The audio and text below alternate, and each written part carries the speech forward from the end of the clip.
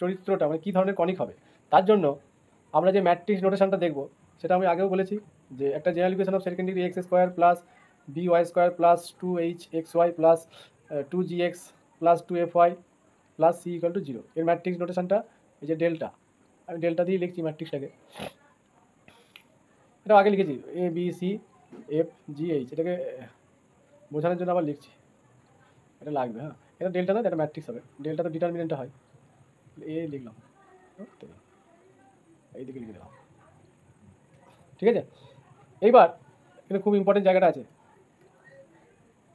Notebook rank.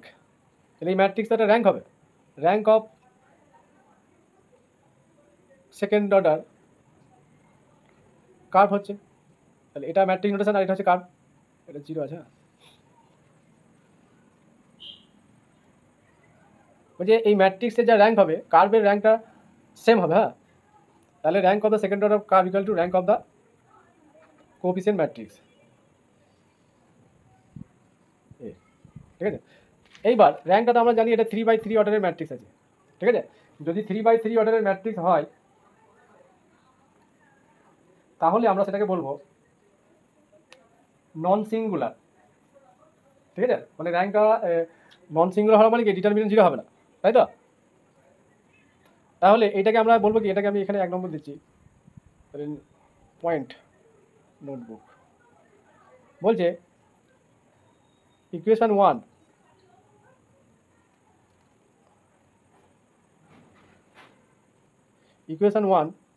কি বলবো, called non singular, এখানে ম্যাট্রিক্স চলে এলো non singular.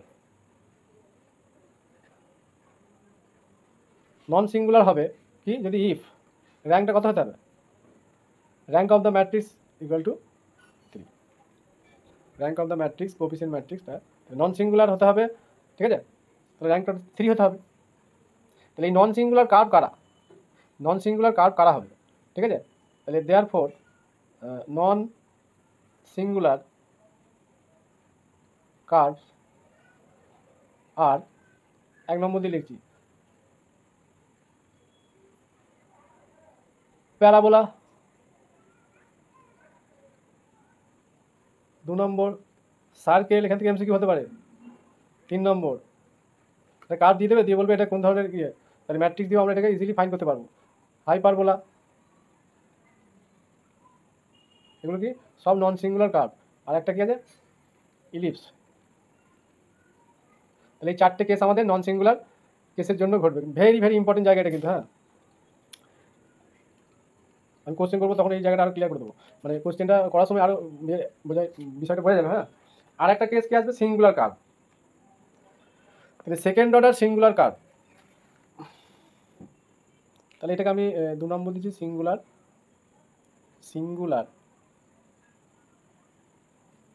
Second order curves. মানে সিঙ্গুলার মানে কি, যে ম্যাট্রিক্সের ডিটারমিনেন্ট ভ্যালুটা কী হয়ে যাবে, ডিটারমিনেন্ট অফ দ্য ম্যাট্রিক্স কী হবে, 0 হবে, তবেই তো সেটা সিঙ্গুলার হয়ে যাবে এই ম্যাট্রিক্সটা। নেক্সট, তাহলে এদের মধ্যে যারা আসবে তাহলে সিঙ্গুলার হওয়া মানে কি, র্যাঙ্ক কত হতে পারে, rank of the coefficient matrix <3, তাহলে সেই <3 মানে র্যাঙ্কটা কত হতে পারে, র্যাঙ্ক অফ এ হয় 2 হবে, আর একবার কী হতে পারে, র্যাঙ্ক 1 হতে পারে, ঠিক আছে। এবার এই কেসটা, এই দুটো কেস আমি আলাদা করে আলোচনা করছি। বলছি ইফ র্যাঙ্ক ইকুয়াল টু 2, যদি র্যাঙ্ক 2 হয়, ঠিক আছে, তখন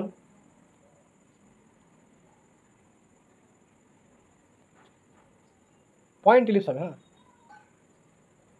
পয়েন্ট ইলিপস, তখন কি হয়ে যাবে, মানে র্যাঙ্কটা 2 হলে পয়েন্ট ইলিপস হবে, ঠিক আছে। এ বি সি দিয়ে বলছি, 2 নম্বর বলছি বি দিয়ে বলছি পয়েন্ট ইলিপস হলো, আর কি হবে, pair of intersecting straight line হবে।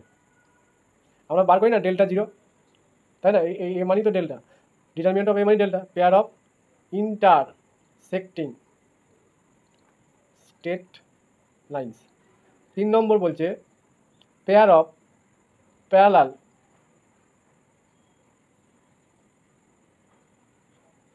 স্ট্রেট লাইন হতে পারে, ঠিক আছে। আর র্যাঙ্কটা যদি, এটা 2 এর কেসটা বললাম, আর র্যাঙ্ক 1 এর কেসটা এখানে বলছি, র্যাঙ্ক যদি 1 হয়ে যায়, ইফ তাহলে কি হবে, পেয়ার অফ মানে একটা হয়তো কোনো একটা রো আমাদের নন জিরো থাকে, pair of coincidence straight line.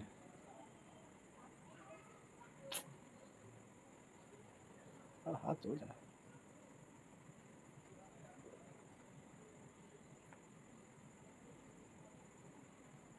ঠিক আছে, আর ডেল্টাটাকে আমি বলেছি যে ডেল্টাকে কি বলা হয়, কি ডিসক্রিমিনেন্ট অফ ইকুয়েশান, যে ইকুয়েশানটা লিখেছিলাম। আচ্ছা কোনো একটা জায়গায় মানে ক্যাপিটাল ডি বলেছি আমি বারবার, মানে এটাকে ডিসক্রিমিনেন্ট বলা হবে না, একটা ভুল বলে দিয়েছি। তাহলে এই ডেল্টাটাকে বলা হবে, এই ছোটো ডেল্টাটাকে, delta is call discriminant of the equation 1, যে ইকুয়েশনটা আমি লিখেছি এই যে। ঠিক আছে, বেশ। আর একটু আগে বলেছি যে এই ডি, ডেল্টা আর ডি এগুলো কিন্তু ইনভ্যারিয়েন্ট হয়, হ্যাঁ, আন্ডার ট্রান্সলেশন অ্যান্ড রোটেশন, মানে এগুলো আগে বলা হয়েছে, আন্ডার ট্রান্সলেশন অ্যান্ড রোটেশন। তাহলে মেন ব্যাপারগুলো বলি, যে র্যাঙ্ক যখন 1 হচ্ছে শুধু একটাই কেস ঘটছে, pair of coincidence straight line, মানে এরকম ব্যাপারটা। আর 3 র্যাঙ্কের জন্য হাইপারবোলা হলো, ইমাজিনারি ইলিপস হলো, আচ্ছা এই র্যাঙ্ক 3-এর জন্য কী কী হলো, র্যাঙ্ক 3-এর জন্য কী কী হলো, প্যারাবোলা, হাইপারবোলা, সার্কেল, ইলিপস। ঠিক আছে, আরেকটা হবে ইমাজিনারি ইলিপস হবে, হ্যাঁ,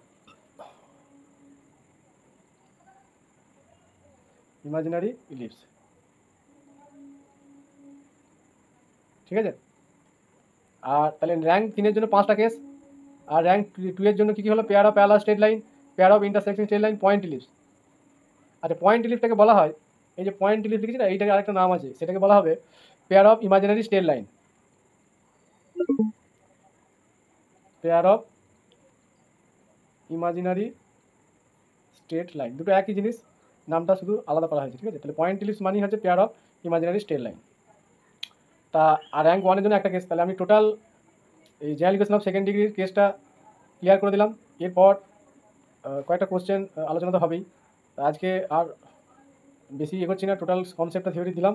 তা তোমরা একটু ধৈর্য ধরে যদি পারো ভিডিওটা দেখো, তোমাদের লাইফ টাইমের জন্য এই জায়গাটা কিন্তু ক্লিয়ার হয়ে যাবে। ঠিক আছে, তা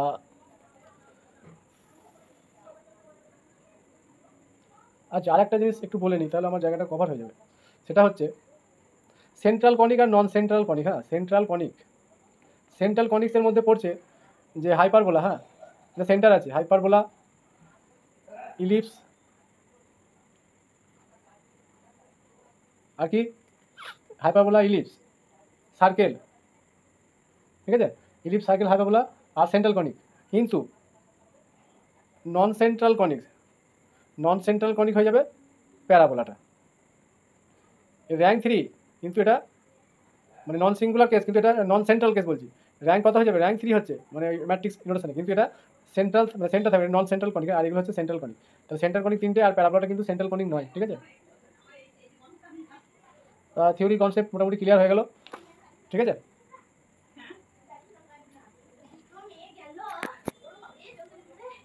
হ্যাঁ না, ও আচ্ছা আচ্ছা আচ্ছা আচ্ছা, দাঁড়া দাঁড়া,